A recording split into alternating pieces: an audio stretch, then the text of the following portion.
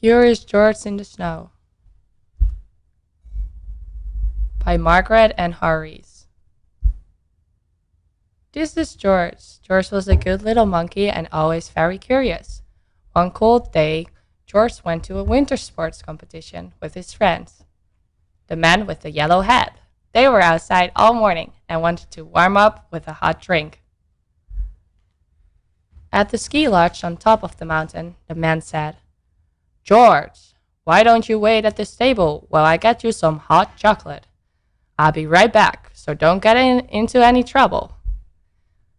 George liked being on top of the mountain. There was so much to see. Why there was something interesting. George thought it looked like a spaceship. He was curious. What was a spaceship doing on a mountain? George forgot all about waiting for the hot chocolate and climbed in.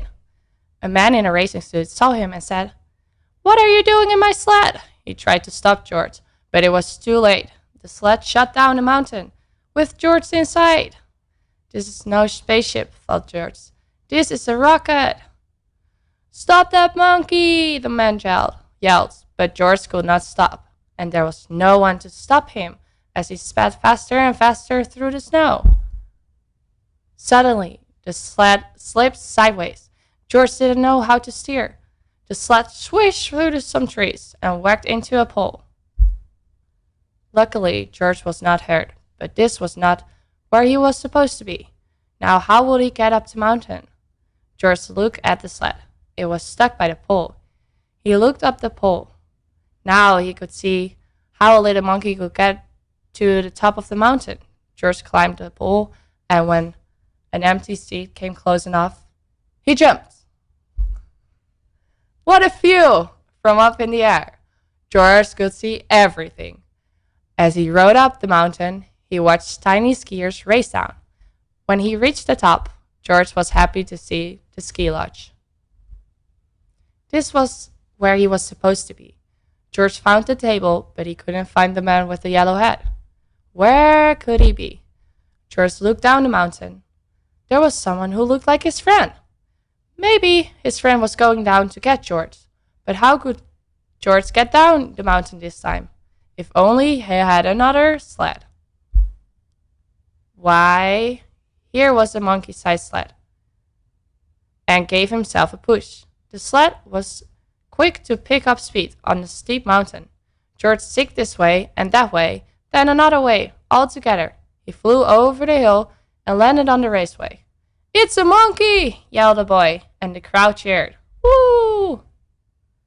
Look out, little monkey!" Someone yelled from the crowd. But George was going so fast that the wind roared in his ears and he could not hear. But George could see. He saw a skier right in front of him. Could he stop? "No!" The crowd gasped as George crashed into the skier and flew up in the air. The skier went rumbling and his ski snapped right in half. When George came down, he landed on the broken ski and kept going. The crowd was amazed. "What is he doing?" they asked. "Is he skiing? Is he sledding?" "No, he's surfing in the snow," said a boy. George sailed down the mountain and came to a smooth stop. "What a show!" The crowd cheered as George took a bow. No one had seen skiing like this before. When the skier arrived, everyone was glad to see that he was not hurt, and they cheered for him, too.